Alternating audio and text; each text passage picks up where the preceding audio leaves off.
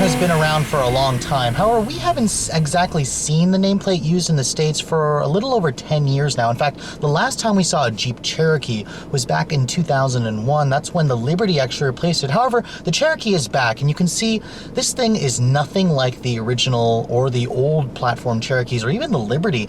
Jeep has completely switched to a car-based platform. In fact, if you guys look at this thing, it's about the size of the Dodge Dart. It's actually based off of the Dodge Dart platform, which is shared with Fiat. Now, the front end of this thing is the most controversial styling element. You can see Jeep went in an entirely different direction with the front look, and they could have actually taken the safe route and made this thing look like a baby Grand Cherokee, but that's basically what the Compass already looks like. So Jeep wanted to go a different route. These weird headlights are definitely different, and they stand out. Some people like them, some people don't. I'm kind of indifferent to them. I like how they stand out. I like how different they are. I really like how every Jeep Cherokees come standard with these LED daytime running lights. If you look a little bit below it, you'll find the projector beam headlights, and then the fog lights would be below it. Now, I'm showing you guys a sport trim level. There's actually 4 different trims available on the Jeep Cherokee. There's the Sport, the Latitude, the Trailhawk, and then the Limited. The Sport sits at the bottom end, and you can see you can distinguish it as a Sport with the fact that there's no tinted windows in the back. You have these 16-inch steel wheels. However, at the rear, every Cherokee will come standard with LED tail lights. So that's a nice feature, something that a lot of crossovers in this class don't come with. Now, speaking of what this Cherokee competes with, it competes with the heavy hitters in the small compact SUV segment like the Ford Escape, the Toyota RAV4, the Honda CR-V, the Mazda CX-5, and size-wise, the Cherokee is a little bit bigger. It's also a lot heavier than most of its competition, but you'll find that there's a lot more interior space, especially in the rear seat when you look at this thing. And you know, looks-wise, I definitely think it looks like a Jeep. It's got the traditional 7-slot grille at the front. If you guys go for the higher trims, you'll have features like chrome wheels. If you go for the Trailhawk model, it'll give you things like the off-road ready tires. It'll give you a little bit higher ride height. And you know, you can pick this thing between front or all-wheel drive. There's actually 2 different all-wheel drive systems available, but we'll get into that more when we get into the test drive. Now, the Chrysler Group has made some pretty big strides in improving interior quality, and the Cherokee follows that tradition nicely. You can see this interior is nothing like what you'd expect from the previous model, or even the previous Liberty, which had an awful interior. You can see it really takes a lot of cues from the Grand Cherokee, which has a really nice interior. Now, even though this is a base model, you still get keyless entry. You do get push button start on the upper level models, but you know, stick the key in the ignition here. This is very Mercedes-like. You can see a little bit of the older Mercedes influence in here a little bit, but you can see here the gauges look very nice. You have this 5-inch touchscreen here that does have Uconnect. That's standard even on this Sport model. Now, the Cherokee has 2 engines. I've got the 2.4-liter Tiger Shark multi-air 4-cylinder. I'll get into that more later. Now, shutting the door, the window is automatic down for only the driver's side, and it's only the driver's side. Everything else is not one touch, but I'm assuming the higher trims probably have that feature. Now, like I said before, this interior is very, very impressive. First of all, I really like how high up it sits. I mean, most SUV buyers are going to like that. But you can see the materials quality are just top-notch. Jeeps in the past have been known for having a cheap interior, and that's simply no longer the case. So if you guys haven't been in a modern Jeep, you really need to take a look at this. You can see the dashboard is all soft touch. There's some faux stitching here. It's probably not leather, but it's a very nice material. Really solid fit and finish. The door panels are also soft touch. There's some more leather stitching right here, some cloth inserts right there. The steering wheel, I actually really like the design of it. It's a very, very big rim. However, it doesn't have any bolstering extensions. Go for the Latitude models, and you'll get a leather wrapped wheel with some steering wheel audio controls on the back. This one doesn't have it, just has your cruise control and then your multi-information display. Speaking of which, if you guys get a higher trim, they will replace this center piece here with an LCD display. You can see the Sport trims have a more basic looking display, but it still looks very nice. Now, looking at the center stack here, you'll have, you know, your controls here for your, you know, USB, your aux port. There's an SD card reader right there. Of course, this particular one is a 4-wheel drive model, so you have a automatic 4-wheel drive system. It's not the second system where it's trail ready or it includes a low range. This is kind of just an automatic system. There's a snow, sport, sand mode. It's it's pretty much what most buyers in this class want. Now, this is interesting. Every Cherokee will get a 9-speed automatic transmission, regardless of the 4-cylinder or the V6. If you guys want a backup camera, you will have to option that in on the higher trims. The Limited does come standard. But speaking of the infotainment display, this is the 8-inch the 8-inch touchscreen. It's a Uconnect. It's standard even on this base model. You can turn the screen off by pushing that. It's very, very nice actually. If you guys go to the radio sources, this one does have XM radio. Click on more here and it'll show your outside temperature, your display. You can change the display information here, your media sources. There's your Bluetooth connectivity, stuff like that. And if you guys go for the higher trims, you will get the Uconnect touchscreen and it'll basically occupy this entire space. It's an 8.4-inch screen.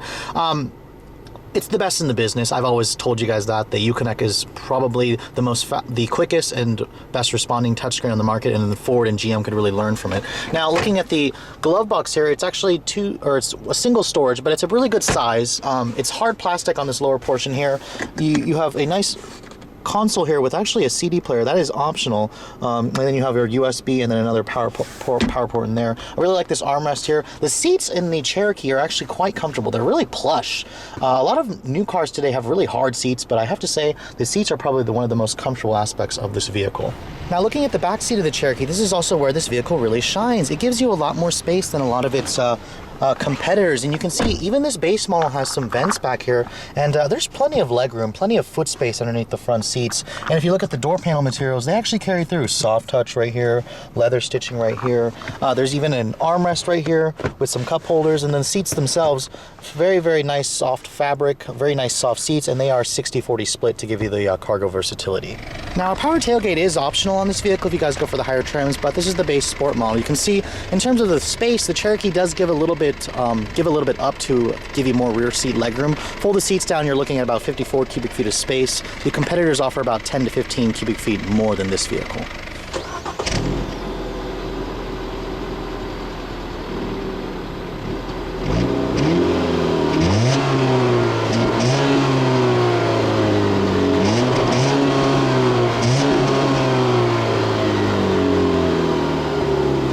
Checking out what's under the hood of the all-new Cherokee, you're going to find your choice of two different engines. There's the 2.4-liter multi-air Tiger Shark 4-cylinder, which is what most of these vehicles will probably come with.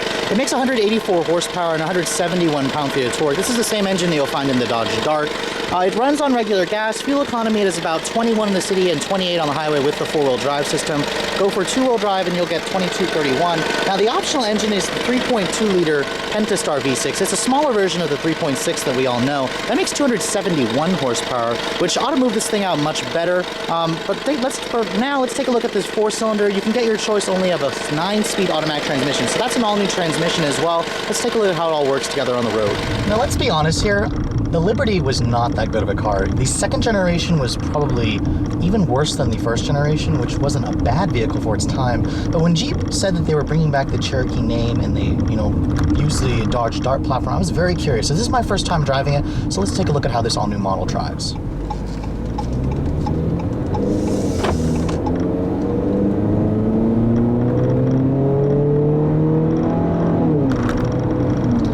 Now, first stabbing the gas and getting on the accelerator, I have to say I'm a little bit disappointed in this 2.4 liters power. The 9-speed auto is also a little bit on the jerky side. I expect it to be a lot smoother, but let's try this again, shall we?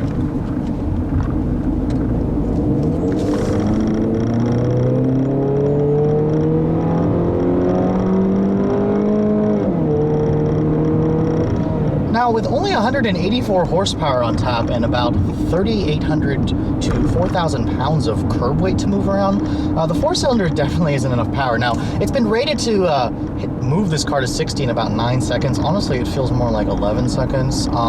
If you guys go for a 4-cylinder Escape or the 1.6 Escape or a CRV or a RAV4, they feel a little bit quicker than this. I would probably recommend going for the V6. Now, luckily, in terms of the rest of the driving dynamics, if you're going to ignore acceleration, the Cherokee drives very nice. This thing is a lot heavier than most of its competition, about 500 pounds heavier.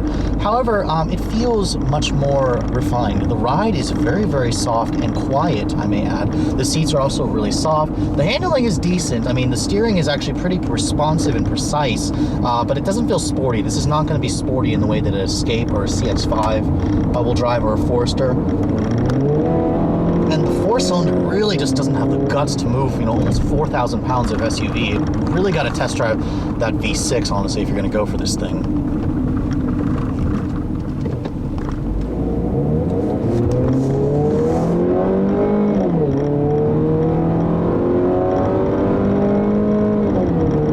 Now, the four-cylinder has a pretty good amount of refinement. It doesn't get very noisy or buzzy in the typical sense that these Chrysler four-cylinders do. But again, a lot of you are going to be disappointed when you plant your foot. And it's surprising to me that Chrysler thinks that most people are going to go for the four-cylinder. I mean, in this class of vehicle, it's kind of the norm. People don't tend to choose the up-level engine, but in this car, I probably would recommend it. Now, the Cherokee is available with lots of driver assistance tech features. Of course, this is the base model. It's not going to have it, but you can get features like it'll park itself for you. It'll have adaptive cruise control with stop and go following, lane departure warning, blind spot monitoring, all that fancy tech stuff that'll basically turn this thing into like a luxury SUV without the badge. Now, visibility in here is also pretty good. These pillows here are pretty thick, but your view out of the back is good. These side mirrors are pretty large, so I mean, honestly, you sit up high as well. I probably, for somebody who drives, who's a driving enthusiast, you're not going to need that driver assistance tech, but it's nice to know that you can get it if you want it. The brake pedal is also something that you'll have to get used to. It's very, very short in its travel, and the vehicle has somewhat grabby brakes. I'm not used to that kind of feeling in Jeeps.